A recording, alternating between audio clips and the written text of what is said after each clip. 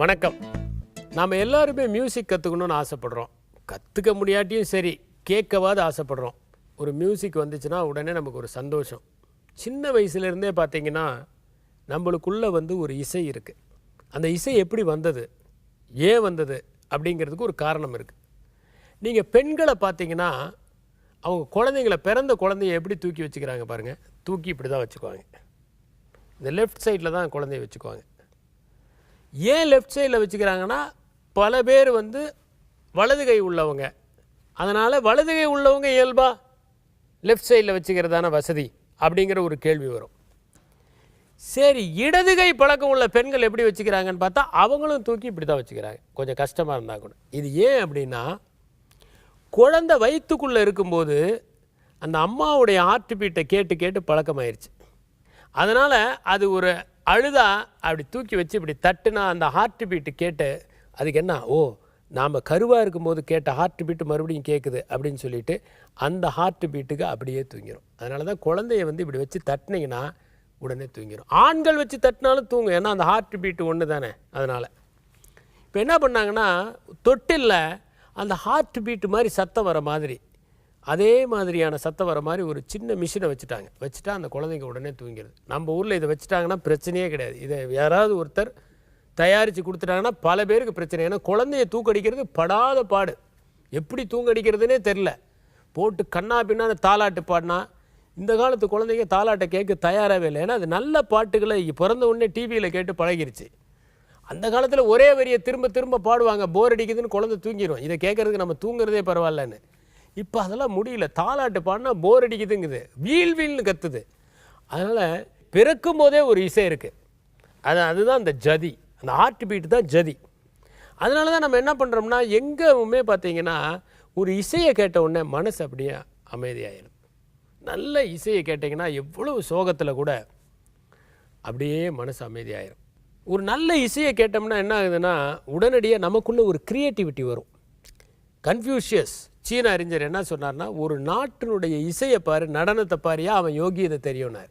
எதை ரசிக்கிறாங்கன்னு பாரு, அவன் எந்த மாதிரி நடனத்தை ரசிக்கிறான்னு பாரு, அதுலேருந்தே அவனை தெரிஞ்சுக்கலாம். அவன் பரதநாட்டியம் ரசித்தான்னு வச்சுக்கோங்க, அது ஒரு பண்பட்ட கலை. கண்ணா பின்னா தையாம்புயான்னு இப்போ குதிக்கிறது, எதுக்காக குதிக்கிறாங்கன்னே தெரியாது. ஒரு கையில் வானத்தை காமிக்கிறது, இன்னொரு காலில் ஸ்கூட்டர் அமுக்கிறது, அப்படி டான்ஸு, காட்டுத்தனமான டான்ஸு, ஒரு வயலண்ட் டான்ஸ். அது என்ன ஆகுது, அதை பார்த்தோன்னே பார்க்குறவனும் வயலண்ட் ஆகிறான். ஒரு மென்மையான இசை வருது, அந்த இசையை கேட்டால் மனசெல்லாம் அப்படியே சாந்தமாகுது. ஒரு பெரிய உச்சஸ்தாயில் காய்ச்சின ஒரு சத்தம், அதை கேட்டவுடனே என்ன ஆகுதுன்னா, இவங்களுடைய காதும் அதை விட சத்தமாக. இப்போ நிறைய குழந்தைங்களுக்கு இந்த கேட்குற சக்தி குறைஞ்சிக்கிட்டு வர்றதுக்கு காரணம், எப்போ பார்த்தாலும் செல்ஃபோனை வச்சுக்கிட்டு இருக்கிறதுனாலையும் சத்தமாக பாட்டு கேட்குறதுனாலையும். இசையை ப்ரைவேட்டைஸ் பண்ணிக்கிறாங்க, காதுக்குள்ளேயே கேட்டுக்கிட்டு போகிறாங்க. எல்லாருக்கும் கேட்க வேண்டிய இசையை ப்ரைவேட்டைஸ் பண்ணி தான் காதலையே கேட்டுக்கிட்டு சில பேர் இப்படி ஆட்டிக்கிட்டே நடந்துட்டு போயிட்டுருப்பாங்க பீச்சில். அதுக்கு என்ன காரணம்னா, ரொம்ப எக்கச்சக்கமான இதில் கேட்டாலும் காதுகள் பாதிக்கப்படும். அதுதான் உண்மை. அப்போ அந்த இசை அப்படிங்கிற ஒன்று ஒரு சமூகத்தினுடைய ஒரு விஷயத்தை காமிக்குது. எந்த மாதிரி இசை, எந்த மாதிரி நடனம், எந்த மாதிரி கலை அப்படிங்கிறது. கன்ஃபியூசியஸே மியூசிக் கற்றுக்க போனார். அவருடைய மாணவர்கள்ட்ட சொன்னார், நீ மியூசிக்கை கண்டிப்பாக கற்றுக்கணும், மேத்தமேட்டிக்ஸை கண்டிப்பாக கற்றுக்கணுன்னாரு. அவர் போய் ஒரு மாஸ்டர்கிட்ட, அவர் இளைஞராக இருக்கும்போது போய் உட்கார்றாரு. அந்த மாஸ்டர் ஒரு மியூசிக்கை சொல்லிக் கொடுக்குறாரு. இவர் ரொம்ப நல்லா அந்த மியூசிக்கை வாசிக்கிறார். வாசித்த உடனே அவர் சொன்னார், ரொம்ப நல்லா வாசிச்சிட்டப்பா, அடுத்ததுக்கு போகலாம். இது யார் கம்போஸ் பண்ணது அப்படின்னு கேட்குறாரு. யார் கம்போஸ் பண்ணதெல்லாம் எனக்கு தெரியாது, எங்கள் குரு சொல்லி கொடுத்தாரு, நான் உனக்கு சொல்லி கொடுக்குறேன், இன்னும் எனக்கு திருப்தி வரல அப்படின்னு நல்லா வாசித்தார். இன்னும் மெலோடி வரல அப்படின்னு வாசித்தார். வாசித்த உடனே அவர் பார்த்துட்டு கொஞ்ச நாள் கழித்து, ரொம்ப நல்லா மெலடி வந்துருச்சு அப்படின்னாரு. மெலடி வந்துருச்சு, ஆனால் ரித்தம் வரல அப்படின்னாரு. மறுபடியும் வாசிக்கிறேன். எங்கேயாவது மாணவன் இப்படி வாசிக்கிறத பார்ப்பீங்களா?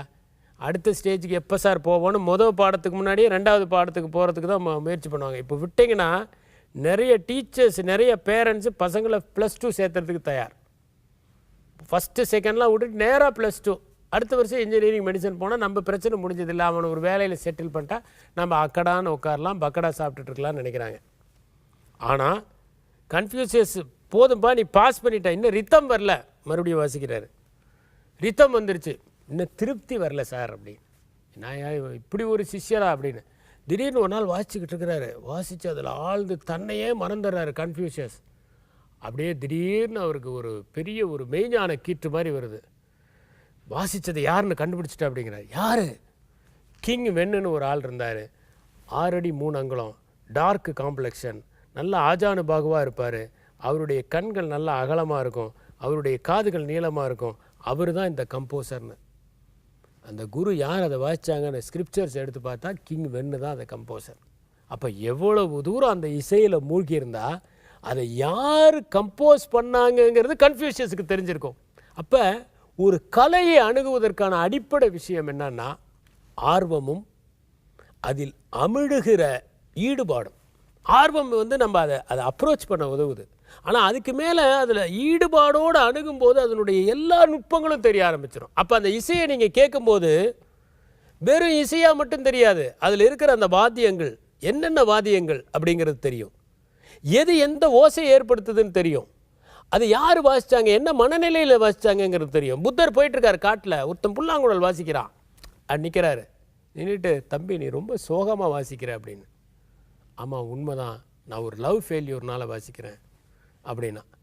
உடனே ஒரு பக்கத்தில் இந்த சீடர்கள்லாம் கேட்டாங்க, உங்களுக்கு புல்லாங்குழல் வாசிக்க தெரியுமா? வாசிக்க தெரியும்.